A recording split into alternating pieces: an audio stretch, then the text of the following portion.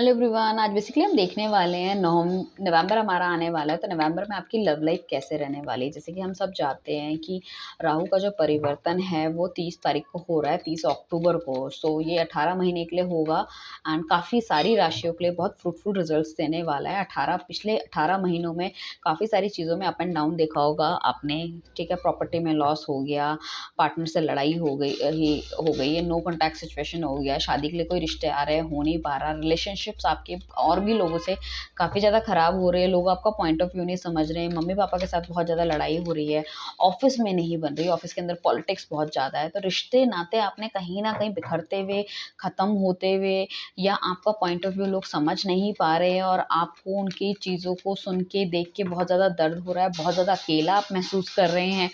ऐसा क्यों हो रहा है आपके साथ? बिकॉज राहु जो था वो सही जगह पे प्लेस नहीं था, ठीक है। अब हम देखने वाले हैं जब राहु की प्लेसमेंट अलग होगी तो आने वाला जो महीना है, वैसे तो ये 18 महीने के लिए राहु चेंज हो रहा है, बट आने वाला जो हमारा एक महीना, हम नवंबर की बात कर रहे हैं, नवंबर के अंदर आपकी लव लाइफ में क्या चेंजेस आपको देखने को मिल रहे हैं। आप सिंगल हो सकते हैं, आप मैरिड हो सकते हैं, आप अनमैरिड हो सकते हैं, आप एक्स्ट्रा मैरिटल अफेयर में हो सकते हैं, आप अपने क्रश के लिए रीडिंग देख सकते हैं। ओवरऑल हम कहें कि लव लाइफ की बात कर रहे हैं, प्यार मोहब्बत की बात कर रहे हैं, दिल की बात कर रहे हैं, ठीक है। यहाँ पे दिमाग का काम नहीं है, हम दिल की बात कर रहे हैं, दिल के रिश्तों में क्या होने वाला है, राइट। आइए चलते हैं लव लाइफ की तरफ। सो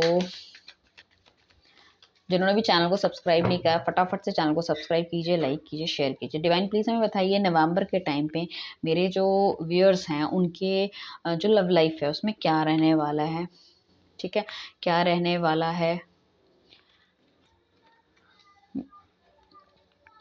तो जिन्होंने भी इस चैनल को सब्सक्राइब नहीं किया, फटाफट से चैनल को सब्सक्राइब कर लो, शेयर कर लो अपने फ्रेंड्स के साथ, लाइक कर लो, ठीक है। एंड कहीं ना कहीं अगर किसी को कोई क्रिस्टल प्रोडक्ट चाहिए, ठीक है, सो हमें कांटेक्ट कर सकते हैं। अगर आपको रीडिंग करवानी है सो आपको मेरा नंबर मिल जाएगा, नीचे डिस्क्रिप्शन में भी है, थंबनेल में भी है, और आप वहाँ से जाके हमें कांटेक्ट कर सकते हो। रीडिंग जो होगी वो पेड है, फ्री नहीं है। डिवाइन प्लीज़ हमें गाइडेंस के लिए भी कुछ कार्ड दे दीजिए कि guidance. Okay, will not take the reverse. ये आपके गाइडेंस के कार्ड हो गए। चलिए, मुझे ऐसा लग रहा है कि जिन भी लोगों का रिलेशनशिप में इशू है, सो आपको आपके पार्टनर से खुल के बात करनी चाहिए। अगर आप हस्बैंड वाइफ है तो आपको खुल के बात करनी चाहिए कि आपको किस चीज़ों से प्रॉब्लम है। अगर सिर्फ अंदर आप सोचते रहोगे चीज़ें अपने आप ठीक हो जाएगी बिना बात करे, या ये तो बंदा ऐसे ही रहेगा, ये तो बंदी ऐसी रहेगी, बजाय चीज़ों को ठीक करने के लिए हम ऐसे करते, गिव अप ही कर देते, छोड़ ही देते हैं।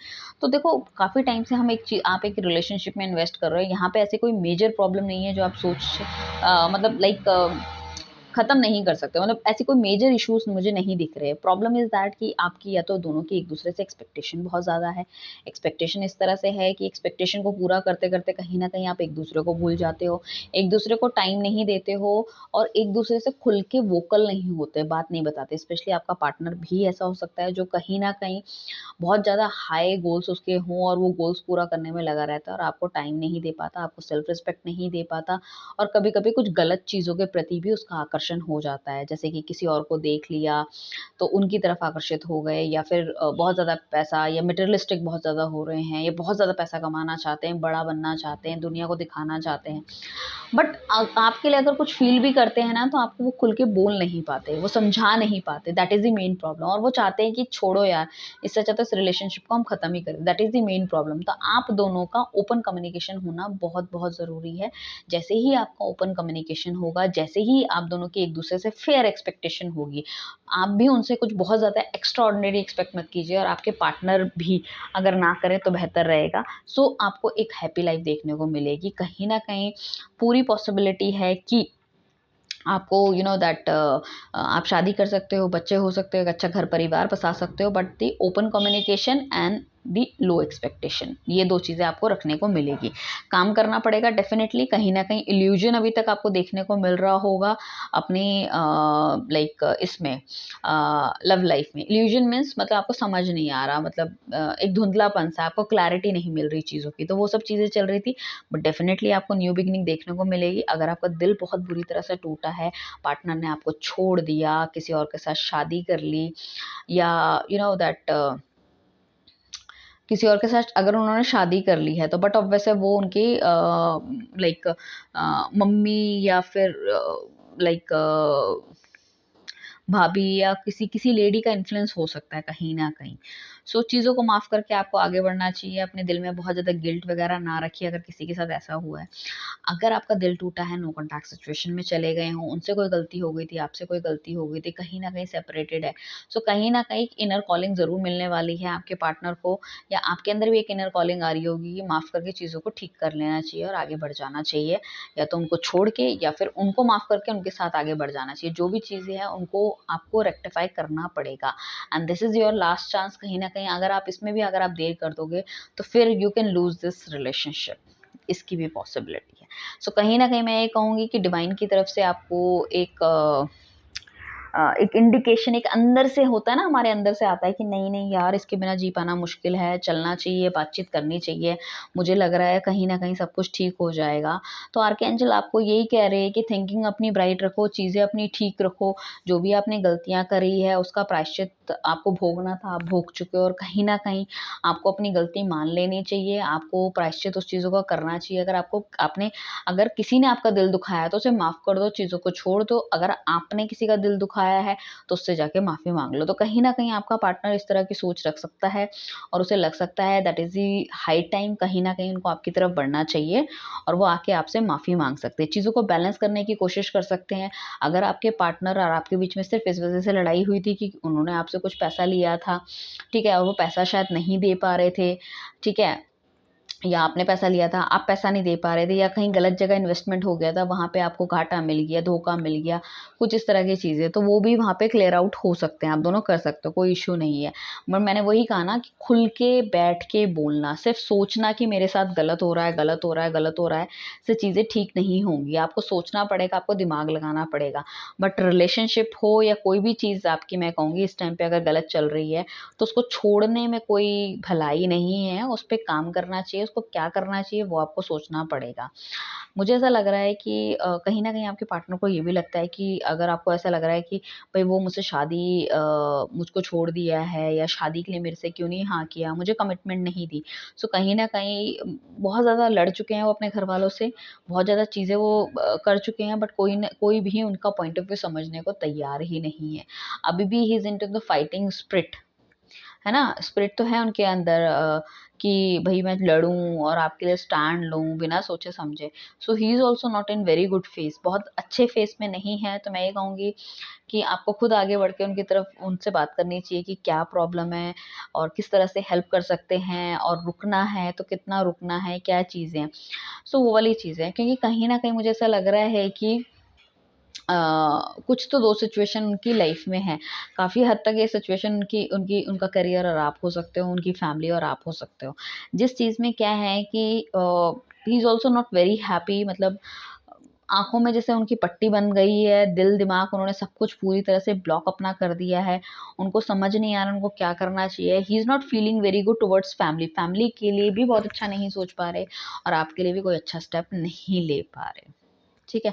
सो कहीं न कहीं मुझे लग रहा है कि किसी न किसी लेडी का इन्फ्लुएंस हो सकता है, और कुड बी अ पॉसिबिलिटी कि आपका रियूनियन हो जाए, आपका पार्टनर आपके पास फिर से वापस आ जाए और चीज़ों को वो ठीक करने की कोशिश करे डेफ़िनेटली।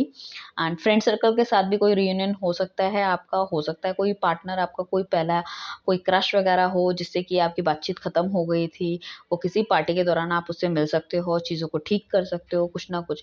इफ इन केस अगर आप ऑलरेडी मैरिड हो, बच्चे की ब्लेसिंग नहीं मिल रही थी, तो वहाँ पे बेबी शावर हो सकता है। शादी की पॉसिबिलिटी हो सकती है, कहीं न कहीं अरेंज मैरिज के ज़्यादा चांसेस मुझे दिख रहे हैं, जिसमें हम मेहंदी की रस्म या ये सब चीज़ें हम करते हुए हम कह सकते हैं कि कहीं न कहीं कुछ चीज़ें ओके हो सकती है आपके रिलेशनशिप्स में। थोड़ा-सा ऑन एंड ऑफ मेरे को देखने को मिल रहा है, बट हाँ, अगर आप अपना मेंटल थॉट अपने क्लियर आप रखेंगे कि आपको करना क्या है, so I can see a very bright chances, क्योंकि यहाँ पे मुझे शादी दिखाई दे रही है, सेलिब्रेशन दिखाई दे रहा है, बच्चे की खुशियाँ दिखाई दे रही है। बट आपको दिमाग में अपना सोच लेना है कि भैया क्या करना है, कैसे करना है, then you can do the things. यहाँ पे जो आप यहाँ पे क्लेमिंग करेंगे, वो आप यहाँ पे क्लेम कर सकते हैं क्लैरिटी के नाम से, क्लेमिंग कर सकते हैं मैरिज के नाम से, रियूनियन के नाम से, ठीक है, एंड पार्टनर बैक या एक्स लवर बैक या रिकन्सिलेशन के नाम से, ठीक है। अब देखती हूँ गाइडेंस आपके लिए क्या दी गया है, क्योंकि आपकी लाइफ में कोई ना कोई ऐसा बंदा है जो एड़ा बन के पेड़ा खा रहा है, मतलब आपके मुंह पे आपका मीठा बना हुआ है, बट कहीं ना कहीं आपके लिए बहुत नेगेटिव सोचता है, तो उस बंदे को अपनी लाइफ से दूर कीजिए। अब देखो, जो आपके पार्टनर और आप अलग हुए, तो it could be a possibility वो आपके घर की तरफ से कोई ना कोई नेगेटिविटी हो, या आपकी फ्रेंड या कोई मम्मी या कुछ नहीं चाह रहा है कि आपकी शादी हो, it could be a possibility. तो सारी चीज़ें उनको बताना, डिस्कस करना आपको नहीं करना चाहिए। You can think about your own self कि आपको क्या करना है लाइफ में, कैसा करना है, क्या करना है, what is important for you, what is not important for you, किसकी कितनी सुननी है, किसकी नहीं सुननी है। और साथ में मैं ये कहना चाहूँगी, डेथ का कार्ड है जो कि ये इंडिकेट करता है, हो सकता है आपकी लाइफ में अगर आपका पार्टनर वापस नहीं भी आता, सो आपको लगेगा this is the end for you और सब कुछ खराब हो गया आपके लिए, but don't worry about it, क्योंकि देखो हमारे कर्मा के हिसाब से सब चीज़ें लिखी जाती है। आपको क्या चीज़ डिज़र्व कर सकते हो सकता है इससे बेस्ट पार्टनर आपकी लाइफ में आए, तो कर्मा तो भोगना ही पड़ेगा, चाहे कुछ भी हो जाए। जीत सच्चाई की ही होती है, जीत अच्छाई की ही होती है, चाहे वो बच्चा छोटा हो या बड़ा हो, कर्मा हर किसी को भोगना पड़ता ही पड़ता है। हो सकता है आपको आज ना लगे कि चीज़ें खराब हैं, अरे चीज़ें आपके साथ खराब हुई हैं, गलत हो गया आपके साथ, आपको तो यही पार्टनर चाहिए था एंड ऑल, बट आगे जाके मुझे लग रहा है इससे भी ब्राइट पार्टनर आपको मिल सकता है, ठीक है। सो अगर ये टॉक्सिक रिलेशनशिप आपका ख़त्म हो रहा है या मूव ऑन आप होना चाहते हो, तो यू कैन वेलकम, आप हो सकते हो, कोई दिक्कत मुझे इसमें नहीं दिख रही है। आगे आने वाले टाइम पे डेफिनेटली कुछ अच्छा ही होगा आपकी लाइफ में, जो मुझे दिख रहा है। और साथ में मैं ये कहूँगी, अपने आप को करियर में स्टेबल बनाइए। हो सकता है कि आपका पार्टनर शायद आपकी तरफ इसलिए नहीं बढ़ पा रहा है क्योंकि आपके और उनके स्टेटस में ज़मीन आसमान का फ़र्क है, उनकी फैमिली आपको ओके नहीं करेगी। Something on the other hand, तो कोई जॉब मिलती है आपको, घर से दूर मिलती है, बहुत ज़्यादा टाइम अपना डिवोट कीजिए अपनी अपनी स्किल्स को इन्हांस करने में, ठीक है ना, बजाय फालतू की चीज़ों में दिमाग लगाने से और स्ट्रेस में आने के लिए आप अपने काम पे ध्यान देंगे, तो यू कैन फील कि जो आपकी अनस्टेबिलिटी थी पीछे पास्ट में, वो स्टेबिलिटी में बढ़ती जा रही है, और जितने आपके थॉट प्रोसेस थे ना वो भी क्लियर होते जाएंगे। चीज़ों को लेट गो करते रहो, अपनी मेहनत करो, और उसमें आप देखोगे कि काफ़ी अच्छे रिजल्ट्स आपको मिल रहे हैं, you will be very happy. So अपने आप ही जब एक चीज़ पॉजिटिव होगी अपनी लाइफ में, तो आपको और पॉजिटिविटी आप अट्रैक्ट करोगे, नेगेटिविटी अपने आप ही आपकी लाइफ से जाना शुरू कर देगी। So that is a guidance for you in November month for your love life, right? So जल्दी से जाके चैनल को सब्सक्राइब कीजिए। Thank you everyone, bye, take care.